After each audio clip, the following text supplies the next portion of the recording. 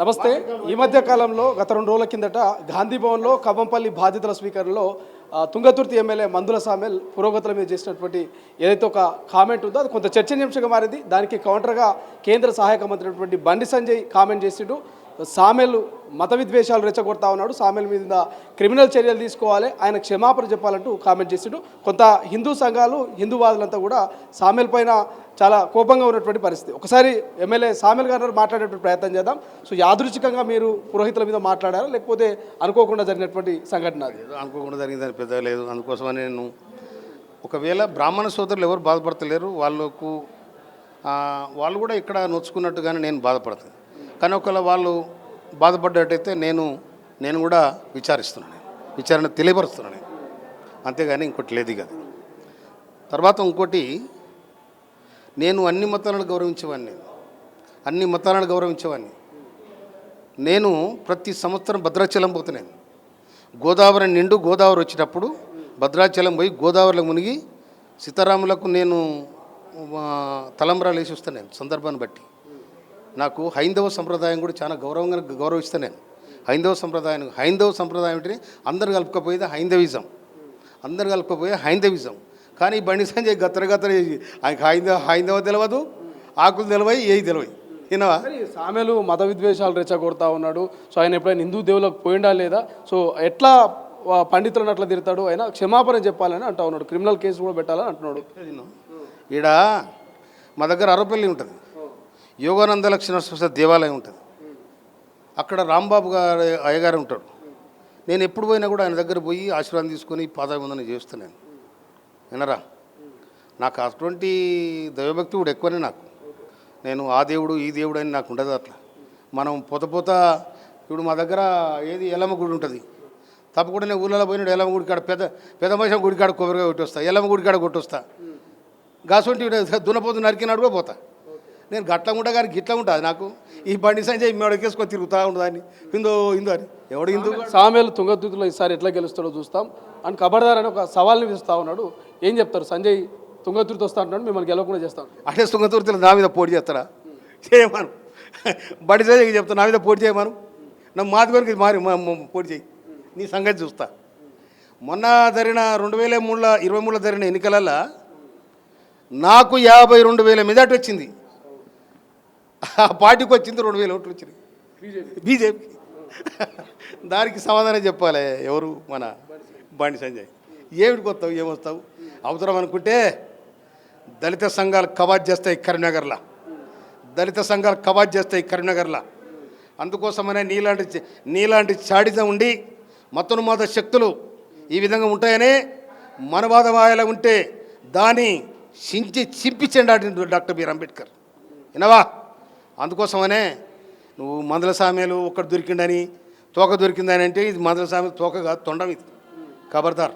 వేదిక మీద ఉన్నటువంటి ఎమ్మెల్యేలంతా కూడా సిగ్గు లేకుండా నవ్వుతా ఉన్నారని ఒక కామెంట్ కూడా బండి సంజయ్ చేసినటువంటి పరిస్థితి. ఇప్పుడు దాని మీద కూడా మేము కేసు చేస్తాం. మరి అంటే ఆడ ఉన్న వేదిక మీద ఉన్న మాలమాది వాళ్ళందరూ కూడా సిగ్గులేనలా? అంటే నువ్వు వేదికను గౌరవించినవా లేకపోతే మనుషులు గౌరవించినా? మమ్మల్ని నిండుగా అవమానించినట్టే కదా. మరి మేమేం చేయాలి? మేము కూడా కేసు పెడతాం. ఇంకోటి, ఏ మతం కానీ ఏ కులం కానీ ఒక వ్యక్తిని కానీ ఒక వ్యవస్థను కానీ కించపరచడానికి ఉండదు. ఎవరు దాన్ని వాళ్ళు గౌరవించాలి, ఇతరులను కూడా గౌరవించాలి.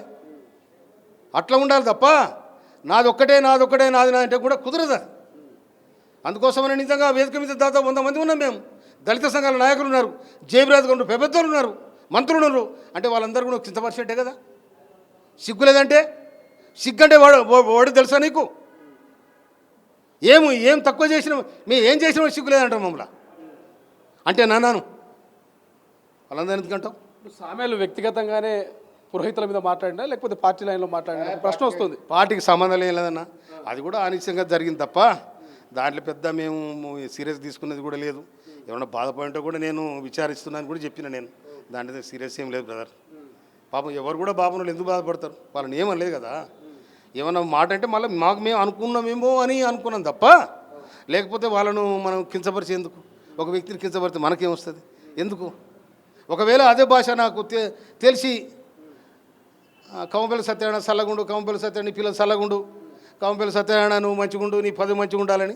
తెలుగులో అంటే మాకు ఇంకో డౌటే రాకపో, అరే మంచిగా దీవించారని దండం పెడతాం. గత అట్లా అన్నాడు కాడు అట్లానో అంతే, దాన్ని పెద్దగా ఏం పట్టించుకోవాల్సిన అవసరం లేదు. అట్లూరు లక్ష్మణ్ మంత్రి పదవి పట్ల కూడా కొంత విమర్శలు వస్తున్నాయి. అంటే సామెలకు రావాల్సిన పదవి రాకపోవడం వల్ల ఇట్లా విమర్శలు చేస్తున్నాను ఒక చర్చ కూడా సోషల్ మీడియాలో జరుగుతున్నది. ఏం చెప్తారు దీనికి? నేను నికారస్తైన మాదిగోని, నేను మాదిగ జాతి కోసం, మాదిగ మహోన్నత కోసం నేను పాటుపడ్డవాడిని. ఇలా కాదు, 70 నుంచి రాజ్యం తెలుసు నాకు. 70 నుంచి ఈ జాతికి ఎక్కడ జరిగినా, ఈ జాతికి ఎక్కడ అవమానం జరిగినా నేను బాధపడతా. నా చేతనైతే దాన్ని పరిష్కారం చేసే పరిస్థితి చేస్తా. ఇంకోటి, మంత్రి పదవి అనేది ఉమ్మడి ఆంధ్రప్రదేశ్ 75 ఏళ్ళ చరిత్రలో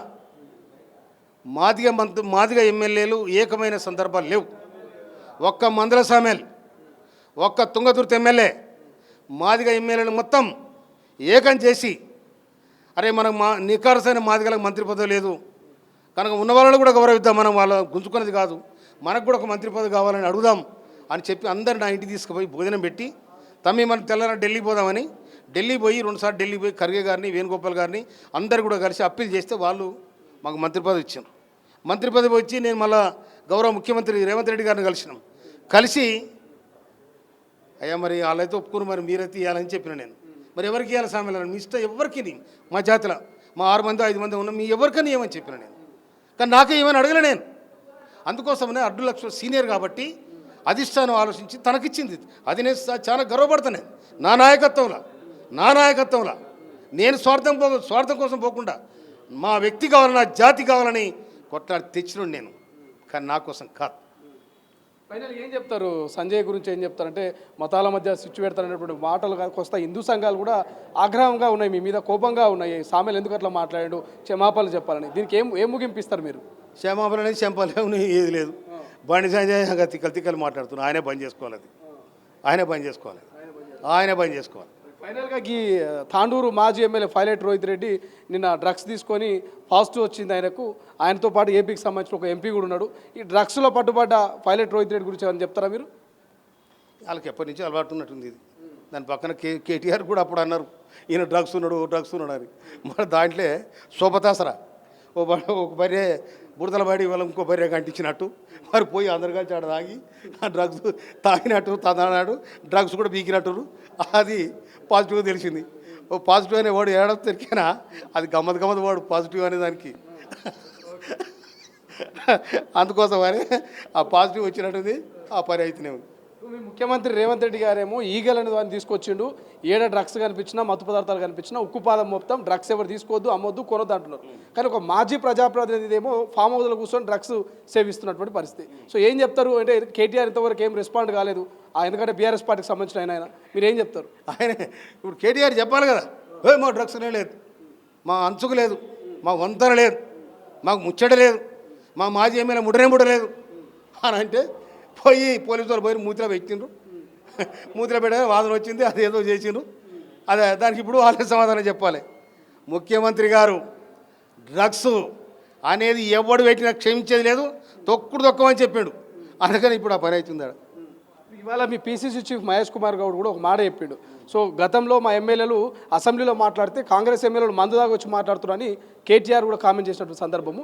ఇవాళ మీరు దమ్ముంటే రేపు డ్రగ్స్కు మీ శాంపిల్స్ ఇచ్చి అసెంబ్లీలో అడుగు పెట్టాలని ప్రతిపక్షాలకు ఒక సవాల్ను విసిరాడు. సవాల్ను స్వీకరించే అవకాశం కనబడుతుందా మీకు? ప్రతిపక్షాలు గాడారా ఇప్పుడు మూల దాచుకుంటారు, ఏమవుతుంది వాళ్ళకు అదే చేసుకుంటారు. అందుకని అదే చేసుకున్నారు. ఎందుకంటే అలవాటు ఉందో ఏమో, ఇంత డ్రగ్స్ అంటే ఏమో మూట కాదుగా, మేము నెత్తిన పోసుకో మూట జైలు పెట్టుకొని పోతారు, ఇంత తీసుకుంటారు, తక్కువ వేసుకోగానే ఏమైనా దొరికించుకుంటే అది మంచిగా అయింది. ఇప్పుడు అదే అయింది. ఆడ డ్రగ్స్ పెట్టి ఏం ఆడలాడినరు, ఏం కథ చేసిరు ఆడ. డ్రగ్స్ అయినాక మొత్తం వచ్చినాక ఏం చేస్తాడు? ఇట్లాంటి ప్రజాప్రతినిధులే డ్రగ్స్ తీసుకుంటే వాళ్ళ మీద ఎట్లాంటి యాక్షన్ తీసుకుంటారు? మీరు అధికారంలో ఉన్నారు కదా. ఆ పార్టీ ఏం తీసుకుంటే మొట్టమొదటి చెప్పాలి. పార్టీ ప్రభుత్వం చేయాల్సిన డ్యూటీ ప్రభుత్వం చేస్తుంది, వాళ్ళ పార్టీ చేయాల్సిన పని వాళ్ళు చేయాలి కదా. అట్లా ఇది మొత్తం మీద సో డ్రగ్స్ తీసుకోవడం సరికాదంటూ కూడా మందుల సామెలు చెప్తున్నటువంటి పరిస్థితి. సో ఇంకా మిగతా నేతలు కూడా తీసుకున్నారేమో అనేటువంటి అనుమానాన్ని కూడా ఆయన వ్యక్తం చేస్తూ ఉన్నారు. మరోవైపు పురోహితుల మీద చేసినటువంటి కామెంట్స్ వ్యక్తిగతంగానే చేశాను, పార్టీ లైన్లో చేయలేదు. సో వాళ్ళు ఒకవేళ ఎవరైనా బాధపడితే నేను ఉపసంహరించుకుంటున్నానంటూ కూడా మందుల సామెలు చెప్తున్నాడు. మరోవైపు బండి సంజయ్ దమ్ముంటే నా మీద పోటీ చేయంటూ కూడా బండి సంజయ్కి అయితే సవాలు విసురుతున్నటువంటి పరిస్థితి. సో చూద్దాం ఇక్కడికే ఈ వివాదం అయితే పురిస్తా పడుతుందా లేకపోతే ముందుకు వెళ్ళేటువంటి అవకాశం ఉందా అనేది. కెమెరా పర్సన్ అజయ్తో శ్రీశైలం, తొలి వెలుగు, గాంధీ భవన్. అసలైన తొలి వెలుగు. ఫాలో వాట్సాప్ @తొలి వెలుగు official.